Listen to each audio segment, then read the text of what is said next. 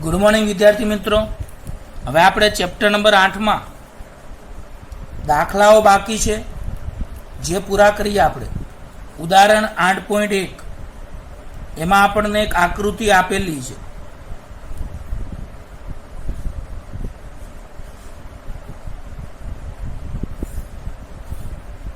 આ રીતે કેપેસિટરની બે પ્લેટ છે, અહીંયા સ્વિચ છે, અહીંયા 2 વોલ્ટની બેટરી છે, અહીંયા 1 મેગા ઓહમનો અવરોધ છે, અહીંયા બિંદુ આપણને O આપેલું છે,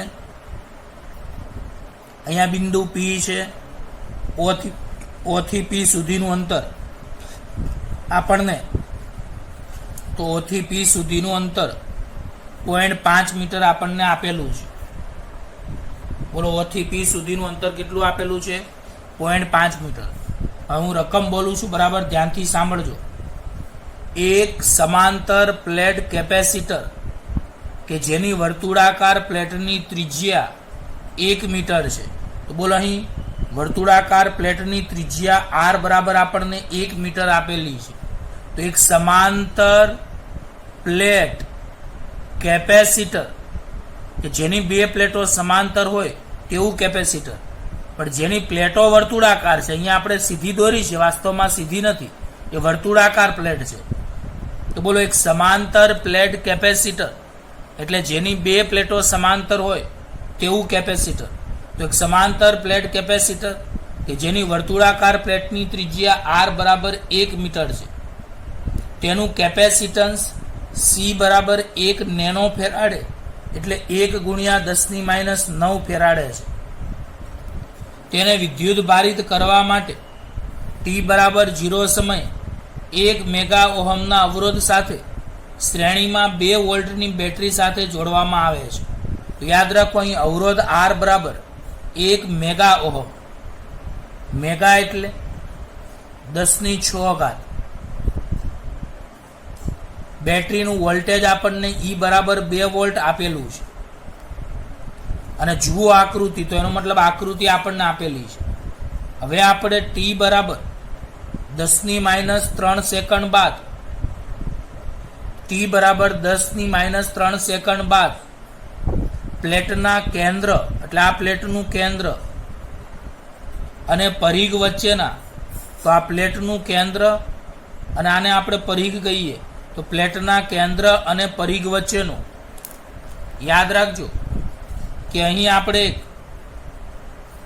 વર્તુળાકાર ભાગ વિચારીએ. તો બોલો, પ્લેટનું કેન્દ્ર અને આ પરિઘ. તો પ્લેટના કેન્દ્ર, વર્તુળાકાર પ્લેટ હોય તો આ પ્લેટનું કેન્દ્ર અને પરિઘ વચ્ચેના મધ્ય બિંદુ. તો એક વાત તમને સમજાવવાનું છે કે આને કહેવાય પ્લેટનું કેન્દ્ર અને આને કહેવાય પ્લેટનો પરિઘ, એનું મધ્ય બિંદુ. તો પ્લેટના કેન્દ્ર અને આ પરિઘ કહેવાશે. તો પ્લેટના કેન્દ્ર અને પરિઘ વચ્ચેના મધ્ય બિંદુ P આગળ ચુંબકીય ક્ષેત્ર ગણો. તો બોલો, શું શોધવાનું છે? પ્લેટના કેન્દ્ર O અને પરિઘ એટલે છેડો. એટલે સમજી લ્યો કે આખી વર્તુળાકાર પ્લેટ આ રીતે તમે ગણો, તો આ પ્લેટનું કેન્દ્ર થાય અને આ પરિઘ થાય. તો પ્લેટના કેન્દ્ર O અને પરિઘ વચ્ચેના મધ્ય બિંદુ P આગળ ચુંબકીય ક્ષેત્ર B શોધવાનું છે. રકમમાં તમને હજી આગળ આપેલું છે કંઈક. શું આપેલું છે? તો કેપેસિટર પર T સમયે વિદ્યુતભાર QT બરાબર CV 1 એક્સપોનેન્શિયલ -T/τ, જ્યાં સમય અચળાંક ટાવ એટલે સમય અચળાંક જે CR બરાબર છે. એટલે આપણને સમય અચળાંક ટાવ બરાબર CR આપેલો છે. બરાબર છે? તો રકમ ફરીવાર ધ્યાન આપજો કે જેની 2 પ્લેટો સમાંતર હોય તેવા કેપેસિટરને સમાંતર પ્લેટ કેપેસિટર કહેવાય. તો બોલો, એક સમાંતર પ્લેટ કેપેસિટર કે જેની વર્તુળાકાર પ્લેટની ત્રિજ્યા કેપિટલ R 1 મીટર છે. તેનું કેપેસિટન્સ સી 1 નેનો ફેરાડે એટલે 1 ગુણ્યા 10⁻9 ફેરાડે છે. વિદ્યુત ભારિત કરવા માટે t બરાબર 0 સમયે R બરાબર 1 મેગા ઓહમના અવરોધ સાથે શ્રેણીમાં 2 વોલ્ટની બેટરી જોડવામાં આવે છે. એટલે અવરોધ R 1 મેગા ઓહમ એટલે 1 ગુણ્યા 10⁶ ઓહમ. બેટરીનું EMF 2 વોલ્ટ. આકેના સમય t બરાબર 10⁻³ સેકન્ડ બાદ પ્લેટના કેન્દ્ર O અને પરિઘ વચ્ચેના મધ્ય બિંદુ P આગળ ચુંબકીય ક્ષેત્ર શોધવાનું છે.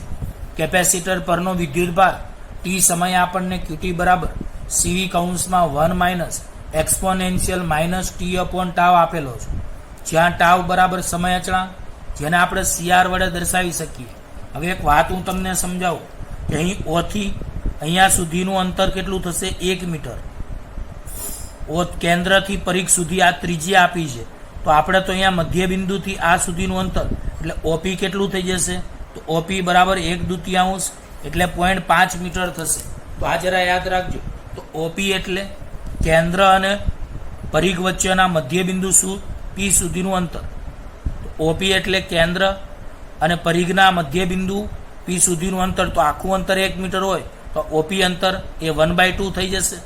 ઓકે, તો યાદ રાખજો અહીંયા આપણે કે અહીં OP બરાબર 1/2. બોલો, OP બરાબર કેટલા? 1/2. હવે ટાવ બરાબર CR સૂત્ર આપણને રકમમાં આપેલું છે. બોલો, C ની કિંમત આપણે 1 ગુણ્યા 10⁻9 આપેલી છે રકમમાં.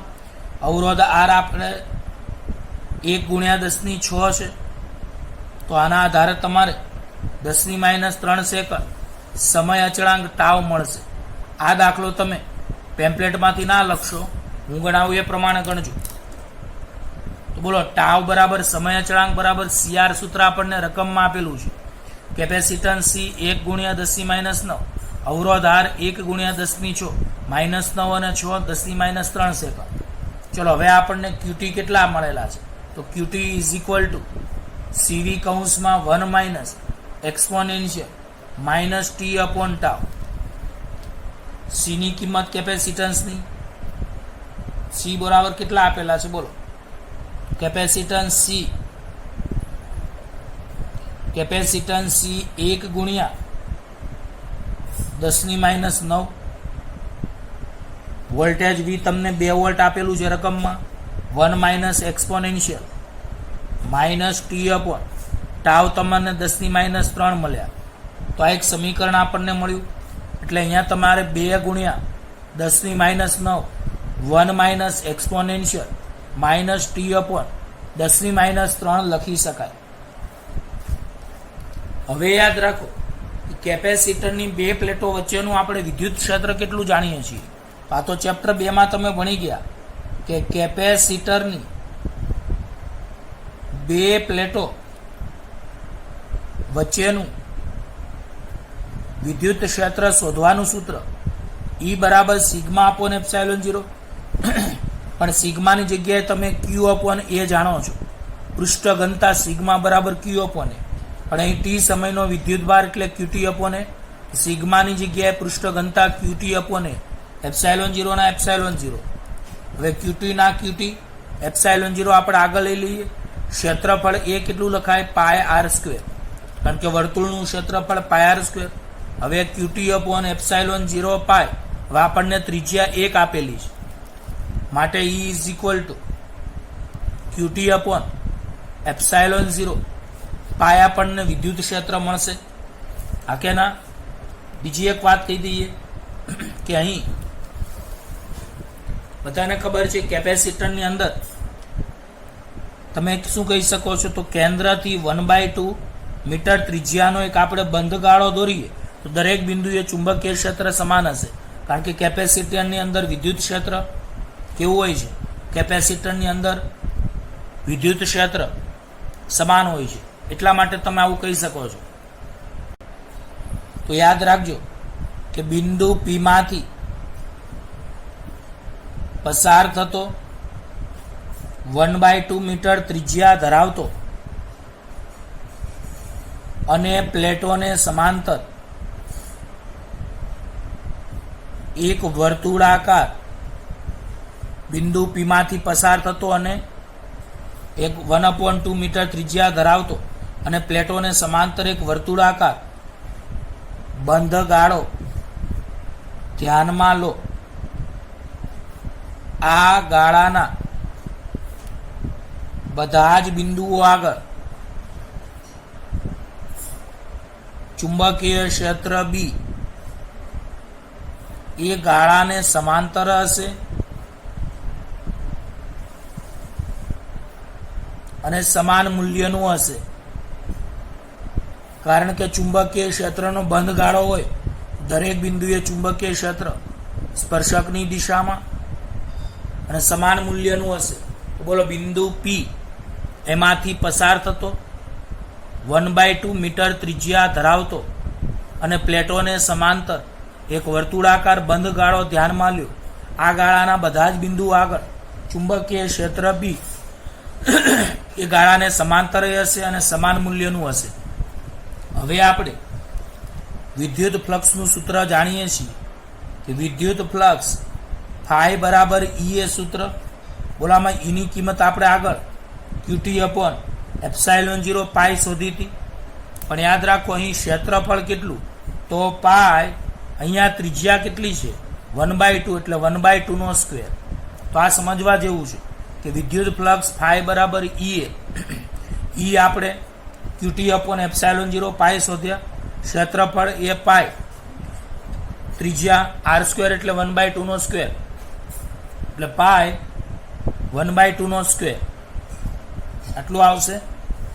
હવે સાદુરૂપ આપો તમે તો આ પાઈ પાઈ ઉડી જશે, માટે ફાઈ બરાબર QT 1/2 સ્ક્વેર એટલે 1/4 એટલે ε0 ઇન્ટુ 1/4 એટલે ફાઈ બરાબર QT/4 ε0.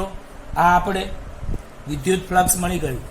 હવે આપણે આગળ વધીએ તો t બરાબર 10⁻³ સેકન્ડ સમયગાળામાં સ્થાનાંતર પ્રવાહનું સૂત્ર તમે આઈડી બરાબર ε0 dφE/dt જાણો છો.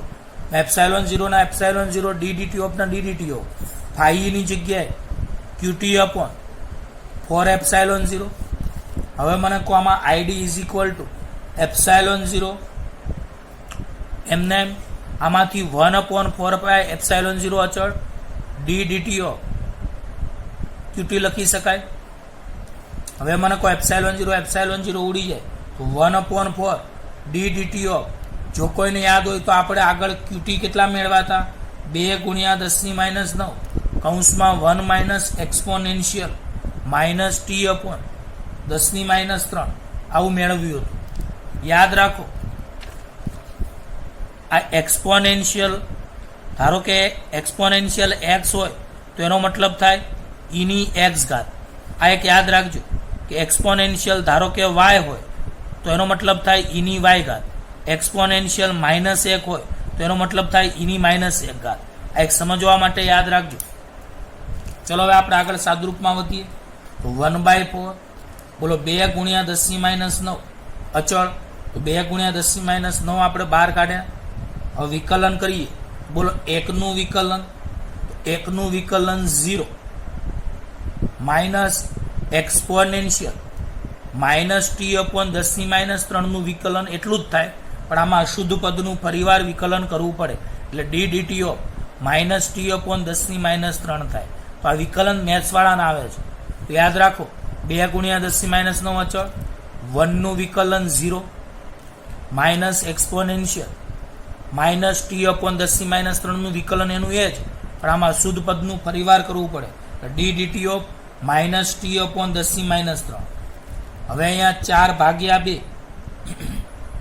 તો 4/2 એટલે કેટલા થઈ જશે, તો અહીંયા 2 × 4,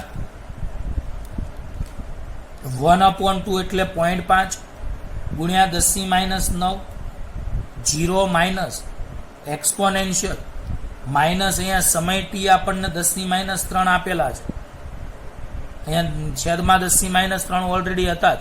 હવે આનું વિકલન કરો તો માઇનસ રહેશે, ટીનું ટીની સાપેક્ષમાં 1 10⁻³ અચળ બરાબર.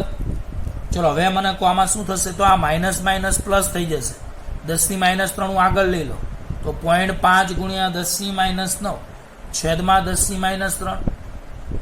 અહીંયા વધશે એક્સપોનેન્શિયલ 10⁻3, 10⁻3 ઉડી જાય તો -1.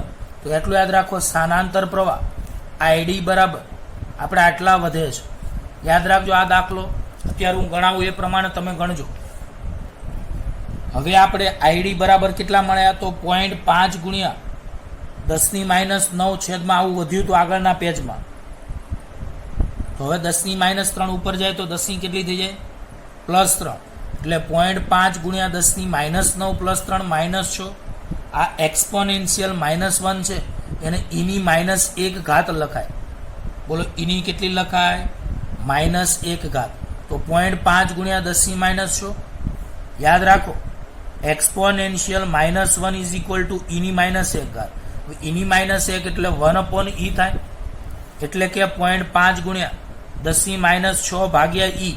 હવે ઈની કિંમત યાદ રાખજો બધાય, ઈની કિંમત 2.718 કાં તો 2.713 પણ ઘણીવાર લેવામાં આવે છે. આવું આપણે 11 સાયન્સમાં પણ આવેલું હતું. તો યાદ રાખજો અહીંયા કેટલા આવશે? તો 2.713 બરાબર 718 લખીએ. ચલો, આ આઈડી મળ્યો આપણને. હવે આપણે લાસ્ટમાં મેક્સવેલ એમ્પિયરનો નિયમ જાણીએ છીએ. ઇન્ટિગ્રેશન b સદિશ .dl બરાબર μ0 IC પ્લસ આઈડી. પણ એક વાત કહો, બધાને ખબર છે કે અહીં વર્તુળાકાર બંધ ગાળો હતો, એમાં ચુંબકીય ક્ષેત્ર b સદિશ અને સ્થાનાંતર સદિશ dl સદિશ એક જ દિશામાં છે. એટલે અહીંયા તમારે b લખી શકાય, dl લખી શકાય, cos 0 લખી શકાય. કારણ કે cos b અને dl એક જ દિશામાં હોય. તો બોલો અહીંયા cos 0 ની કિંમત 1, b ચુંબકીય ક્ષેત્ર બહાર નીકળે, integration dl IC plus ID. હવે મને કહો b ના b. અહીં તમારે લોકોએ આ વર્તુળની ત્રિજ્યા કેટલી હતી? 1/2. તો આનો પરિઘ કેટલો થાય? 2π. ત્રિજ્યા તમારી પાસે 1/2 છે, એટલે 2π r ની જગ્યાએ 2π. આની ત્રિજ્યા 1/2, μ0 ના μ0. હવે કોઈને યાદ હોય તો આપણે જે વર્તુળની વાત કરતા હતા એ કેન્દ્ર અને પી વચ્ચેની હતી. તો એ ક્યાં આવેલું છે? તો કેપેસિટરની અંદર આવેલું છે. તો કેપેસિટરની અંદર વહન પ્રવાહ IC 0 હોય છે, વત્તા આઈડી. એની કિંમત આપણે કેટલી શોધી છે? બોલો આઈડીની કિંમત આ રહી 0.5 ગુણ્યા 10⁻6 ભાગ્યા 2.718. હવે મને કહો અહીંયા શું થશે? 2 ઉડી જાય એટલે b × π ઇઝ ઇક્વલ ટુ μ0 ની કિંમત 4π ગુણ્યા 10⁻7 0.5 ગુણ્યા 10⁻6 છેદમાં 2.718. હવે π ઉડી જાય તો b ઇઝ ઇક્વલ ટુ કેટલા મળશે? 4 ગુણ્યા 10⁻7 ગુણ્યા 0.5 ગુણ્યા 10⁻6 ભાગ્યા 2.718. એ સાદરૂપ આપતા 0.73 ગુણ્યા 10⁻3 ટેસ્લા ચુંબકીય 13 હશે. આ ચુંબકીય ક્ષેત્રનો આપણને અહીંયા જવાબ મળી ગયો. તો પ્રિય વિદ્યાર્થીઓ, આ દાખલો હું એકવાર હજી રિવિઝન કરાવી દઉં, તમે ધ્યાન આપજો. બરાબર ધ્યાન રાખજો વિદ્યાર્થી મિત્રો, આ દાખલો તમારે પેમ્પલેટમાંથી લખવાનો છે. સોરી, પેમ્પલેટમાંથી નહીં, આ વિડીયો જુઓ એમાંથી લખવાનો છે. ચલો, અહીં આપણને ત્રિજ્યા કેપેસિટરની વર્તુળાકાર પ્લેટની 1 મીટર આપેલી છે. કેપેસિટન્સનું મૂલ્ય C1 નેનો ફેરાડે એટલે 1 ગુણ્યા 10⁻9 ફેરાડે. અવરોધ R 1 મેગા ઓહમ એટલે 1 ગુણ્યા 10⁻6 ઓહમ. આપણને અહીં વોલ્ટેજ V બરાબર 2 વોલ્ટ આપેલું છે. સમયગાળો T બરાબર 10⁻3 સેકન્ડ. તો પ્લેટના કેન્દ્ર O અને પરિઘના મધ્યબિંદુ P વચ્ચે આપણે ચુંબકીય ક્ષેત્ર શોધવાનું છે. આપણને રકમમાં કેપેસિટર પરનો T સમયનો વિદ્યુતભાર QT બરાબર CV કૌંસમાં 1 - એક્સપોનેન્શિયલ -t/τ આપેલા છે, જ્યાં સમય અચળાંક ટાઉ બરાબર CR. અહીં કેન્દ્રથી પરિઘ સુધીનું અંતર 1 મીટર. તો કેન્દ્રથી મધ્યબિંદુ P સુધીનું અંતર OP બરાબર 1/2. કેન્દ્રથી પરિઘ સુધીનું અંતર 1. તો કેન્દ્રથી મધ્યબિંદુ P સુધીનું અંતર 1/2 એટલે OP બરાબર 1/2. સમય અચળાંક ટાઉ બરાબર CR. કેપેસિટન્સ C ની કિંમત 1 ગુણ્યા 10⁻9 R 1 ગુણ્યા 10⁻6 તો 10⁻3 સેકન્ડ. હવે આપણે ટી સમયનો વિદ્યુતભાર QT બરાબર CV 1 minus exponential minus T upon tau આપેલું. સી કેપેસિટન્સની કિંમત 1 ગુણ્યા 10-9, voltage V2 1 minus exponential minus T upon tau 10-3, તો 2 ગુણ્યા 10-9, 1 minus exponential minus T upon 10-3 વધ્યા. હવે કેપેસિટરની બે પ્લેટ વચ્ચેનું વિદ્યુત ક્ષેત્ર E બરાબર સિગ્મા અપોન એપ્સાઇલોન 0, પણ સિગ્માની જગ્યાએ પૃષ્ઠ ઘનતા QT upon A, epsilon 0 QT ના QT, એપ્સાઇલોન 0 ના એપ્સાઇલોન 0, વર્તુળનું ક્ષેત્રફળ પાઈ કેપિટલ R સ્ક્વેર, તો QT અપોન એપ્સાઇલોન 0 પાઈ, ત્રિજ્યા 1, તો QT અપોન એપ્સાઇલોન 0 પાઈ E બરાબર આપણને વધશે. હવે બિંદુ P માંથી પસાર થતો 1/2 મીટર ત્રિજ્યા ધરાવતો અને પ્લેટોને સમાંતર એક વર્તુળાકાર બંધ ગાળો ધ્યાનમાં લો. આ ગાળાના બધા જ બિંદુઓ આગળ ચુંબકીય ક્ષેત્ર B એ ગાળાને સમાંતર હશે અને સમાન મૂલ્યનું હશે. બોલો વિદ્યુત ફ્લક્સનું સૂત્ર ફાઈ બરાબર EA. એની જગ્યાએ આગળ આપણે QT અપોન એપ્સાઇલોન 0 પાઈ તારવ્યા છે. હવે આ વર્તુળનું ક્ષેત્રફળ પાઈ R સ્ક્વેર, તો પાઈના પાઈ પણ ત્રિજ્યા 1/2 છે એટલે 1/2 નો સ્ક્વેર, પાઈ પાઈ ઉડી જાય તો QT અપોન એપ્સાઇલોન 0 1/4, તો ફાઈ બરાબર QT અપોન 4 એપ્સાઇલોન 0. હવે ટી બરાબર 10-3 સેકન્ડ લઈએ તો સ્થાનાંતર પ્રવાહ ID બરાબર એપ્સાઇલોન 0 d∅E અપોન dt, તો એપ્સાઇલોન 0 ddt ઓફ ફાઈ ની જગ્યાએ QT અપોન 4 એપ્સાઇલોન 0, તો ID બરાબર એપ્સાઇલોન 0 1/4 પાઈ એપ્સાઇલોન 0 અચળ ddt of QT 1/4 ddt of QT ની કિંમત 2 ગુણ્યા 10-9, કૌંસમાં 1 minus exponential minus T upon 10-3. હવે 2 ગુણ્યા 10-9 એ વિકલનની બહાર, 2 દુ 4, એટલે 1/2 ગુણ્યા 10-9. હવે 1 નું વિકલન અચળ હોવાથી 0, minus exponential minus T upon 10-3 નું એક્સપોનેન્શિયલ માઇનસ ટી અપોન 10-3 જ થાય. આ યાદ રાખજો. હવે અશુદ્ધ પદનું ફરીવાર વિકલન, તો ddt of minus T upon 10-3, તો અહીંયા 1/2 એટલે 0.5 ગુણ્યા 10-9, 0 માઇનસ એક્સપોનેન્શિયલ માઇનસ ટીની કિંમત 10-3, ટી માઇનસ 10, 10-3 તો હતા જ. અહીંયા માઇનસના માઇનસ ટીની સાપેક્ષમાં વિકલન 1, 10-3 અચળ, તો માઇનસ માઇનસ પ્લસ, તો 0.5 ગુણ્યા 10-9, અહીંયા 1/10-3 છે એ હું આગળ લઈ લો તો અહીંયા છેદમાં 10-3 આવતા રહેશે, અહીંયા એક્સપોનેન્શિયલ -1 વધશે. હવે આપણે આગળ કેટલા વધ્યા હતા, તો ટી બરાબર 0.5 ગુણ્યા 10-9 અપોન 10-3, 10-3 ઉપર જાય તો -9 ને +3 -100, એક્સપોનેન્શિયલ -1 હોય તો એની -1 ઘાત લખાય એટલે એની -1, એટલે 1/e એની 0.5 ગુણ્યા 10-6 એની જગ્યાએ 2.718. હવે આપણે આઈડી મળી ગયું, સ્થાનાંતર પ્રવાહ મળ્યો આપણને. હવે મેક્સવેલ એમ્પિયરના નિયમ અનુસાર ઇન્ટિગ્રેશન B સદિશ ડોટ dl બરાબર μ0 IC પ્લસ ID. હવે B ડોટ dl ની જગ્યાએ B dl cos 0. અહીં B અને dl વર્તુળાકાર બંધ ગાળામાં એક જ દિશામાં હોય. cos 0 ની કિંમત 1, B અચળ બાર, ઇન્ટિગ્રેશન dl એટલે સમગ્ર પરિઘ વર્તુળનો પરિઘ, તો 2 પાઈ આની ત્રિજ્યા 1/2 એટલે 2 પાઈ 1/2 બરાબર μ0.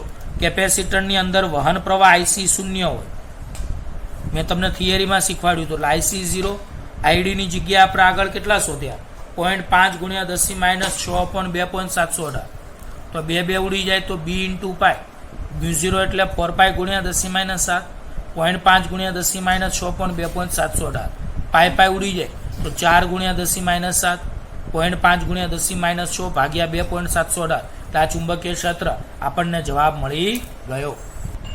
હવે પ્રિય વિદ્યાર્થીઓ, સ્વાધ્યાયનો 8.1 નંબરનો દાખલો ધ્યાન આપજો. આકૃતિમાં દરેકની ત્રિજ્યા 12 સેન્ટીમીટર હોય તેવી બે વર્તુળાકાર પ્લેટથી બનેલું એક કેપેસિટર દર્શાવેલ છે. બે પ્લેટો વચ્ચેનું અંતર 5 સેન્ટીમીટર છે. તો બે પ્લેટો વચ્ચેનું અંતર જે છે એ તમને D બરાબર 5 તમે પ્રિય વિદ્યાર્થીઓ રકમમાં ભૂલ છે, અહીંયા તમારે mm કરી દેવાનું છે, mm છે આ. તો બોલો, આકૃતિમાં દરેકની ત્રિજ્યા 12 સેન્ટીમીટર હોય એટલે આર બરાબર 12 સેન્ટીમીટર, એટલે 12 ગુણ્યા સેન્ટીમીટર એટલે 10⁻². બે વર્તુળાકાર પ્લેટોથી બનેલું એક કેપેસિટર દર્શાવેલું છે. બોલા બે પ્લેટો વચ્ચેનું અંતર ડી બરાબર 5 mm છે. 5.0 એટલે 5 mm એટલે 5 ગુણ્યા 10⁻³ મીટર. ચલો પ્લેટો વર્તુળાકાર હોવાથી પ્લેટોનું ક્ષેત્રફળ એ બરાબર પાઈ કેપિટલ આર સ્ક્વેર. પાઈ એટલે પાઈ, આર ત્રિજ્યા તમને 12 ગુણ્યા 10⁻² નો હોલ સ્ક્વેર તમને આપેલો છે કે ના. તો બોલો ફરીવાર ત્રિજ્યા આર 12 સેન્ટીમીટર એટલે 12 ગુણ્યા 10⁻² મીટર. બે પ્લેટો વચ્ચેનું અંતર ડી બરાબર 5 mm એટલે 5 ગુણ્યા 10⁻³ મીટર. પ્લેટો વર્તુળાકાર છે એટલે ક્ષેત્રફળ એ બરાબર પાઈ આર સ્ક્વેર. તો પાઈ ગુણ્યા આર એટલે 12 ગુણ્યા 10⁻² નો હોલ સ્ક્વેર. હવે તમારે શોધવાનું શું છે? બાહ્ય ઉદ્ગમ કે જે આકૃતિમાં દર્શાવેલ નથી. તો બાહ્ય ઉદ્ગમ વડે આ કેપેસિટરનું બીજું નામ સંધારક. બાહ્ય ઉદ્ગમ વડે આ કેપેસિટરને વિદ્યુત ભારિત કરવામાં આવે છે. તો તેને વિદ્યુત ભારિત કરતો પ્રવાહ 0.15 એમ્પિયર જેટલો અચળ રહે છે. તો યાદ રાખજો અહીંયા પ્રવાહ છે એ અચળ રહે છે એવું કહ્યું છે. તો પહેલા જવાબમાં શું માંગ્યું છે? તો કેપેસિટન્સ અને બે પ્લેટો વચ્ચેનો વિદ્યુત સ્થિતિમાનના તફાવતનો દર ગણો. તો ચલો પહેલા જવાબમાં કેપેસિટન્સ સી બરાબર ε0 A/d સૂત્ર આપણે જાણીએ છીએ. ε0 ની કિંમત 8.85 ગુણ્યા 10⁻12 શૂન્યાવકાશની પરમિટિવિટી આવી ગઈ. ક્ષેત્રફળ એ પાઈ એટલે 3.14 કૌંસમાં 12 ગુણ્યા 10⁻² નો હોલ સ્ક્વેર છેદમાં ડી એટલે 5 ગુણ્યા 10⁻³ સાદુરૂપ આપતા કેપેસિટન્સ 80.1 ગુણ્યા 10⁻12 ફેરાડે. 10⁻12 ને પાઇકો કહેવાય એટલે કેપેસિટન્સ સી બરાબર 80.1 પાઇકો ફેરાડે. આપણને પહેલો જવાબ અહીંયા મળ્યો. હજુ આની અંદર આપણને બે પ્લેટો વચ્ચે વિદ્યુત સ્થિતિમાનના તફાવતનો દર શોધવાનું કહ્યું છે. તો વિદ્યુત સ્થિતિમાનના ફેરફારનો તફાવતનો દર એટલે dV/dt. તો બોલો હવે આપણે કોઈપણ ક્ષણે કેપેસિટરની પ્લેટ પરનો વિદ્યુતભાર Q બરાબર CV જાણીએ છીએ. તો I બરાબર ddt ઓફ Q. Qની જગ્યાએ તમે કેટલા મૂકશો? CV. તો C અચળ એટલે dV/dt. કેવી રીતે? તો I બરાબર ddt ઓફ Qની જગ્યાએ CV મૂકો તો C અચળ dV/dt. હવે આપણે આ C ને છેદમાં લઈ જાઓ, આ બાજુ ગુણાકારમાંથી ભાગાકારમાં. dV/dt ને કરતા બનાવો dV/dt બરાબર I/C. હવે I આપણને વિદ્યુત પ્રવાહ 0.15 અચળ આપેલો છે રકમમાં. C કેપેસિટન્સ 80.1 ગુણ્યા 10⁻12. અહીંયા પાઇકો નહીં લખવાનું, 10⁻12 લખવાની. સાદુરૂપ આપશો તો 1.875 ગુણ્યા 10⁹ વોલ્ટ પ્રતિ સેકન્ડ મળશે. તો આપણને કેપેસિટન્સ 80.1 પાઇકો ફેરાડે અને વિદ્યુત સ્થિતિમાનના તફાવતનો દર 1.875 ગુણ્યા 10⁹ વોલ્ટ પ્રતિ સેકન્ડ મળ્યો. હવે બીજો જવાબ, પ્લેટો વચ્ચે સ્થાનાંતર પ્રવાહ ગણો. તો એક વાત તમને સમજાવું કે અહીં જેટલો પ્રવાહ અંદર દાખલ થશે, બહારથી અંદર દાખલ થશે એટલો જ બહાર નીકળશે. તો અહીં બંને પ્રવાહ સરખા જ થશે, અંદરનો પ્રવાહ અને બહારનો પ્રવાહ. એટલે અહીંયા લખ્યું છે કે સતતતાના સિદ્ધાંત મુજબ સ્થાનાંતર પ્રવાહ ID = વહન પ્રવાહ IC થશે. તો એક વાત તમને સમજાવી દઉં, અહીંયા આપણને વહન પ્રવાહ 0.15 એમ્પિયર આપેલો જ છે, એટલો જ અહીંયા 0.15 એમ્પિયર થશે. એટલે પ્લેટો વચ્ચેનો સ્થાનાંતર પ્રવાહ ગણવાનો કીધો છે. તો આમાં તમારે સતતતાના સિદ્ધાંત મુજબ સ્થાનાંતર પ્રવાહ અને વહન પ્રવાહ સરખા જ થશે, કારણ કે જેટલો પ્રવાહ અંદર દાખલ થશે એટલો જ પ્રવાહ બહાર નીકળશે. આથી અહીં સ્થાનાંતર પ્રવાહ = વહન પ્રવાહ બરાબર 0.15 એમ્પિયર વગર ગણતરીએ આપણે જવાબ આવશે.